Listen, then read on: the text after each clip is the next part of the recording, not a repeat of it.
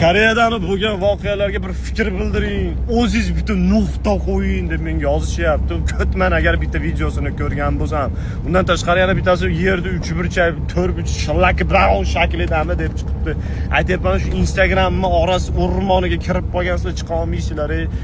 A muammodan B muammoga, B muammodan C muammogacha yashab yurasizlar sizlar oraliqda. O'zingizlar hayotinglar yo'q. Meni muammoim akalar bu hozir Amerikada dizelda narxi ko'tarilgani.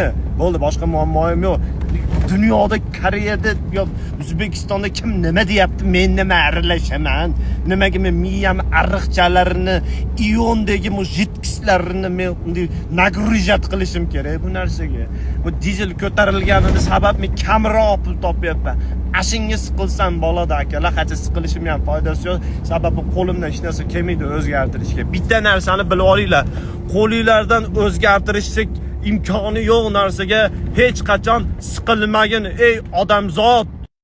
Chiroyli bo'lib ketganim sizlarga ham bilinyaptimi? Kecha cho'mildim-da. Bunniga o'g'ri chiqibdi degan ko't.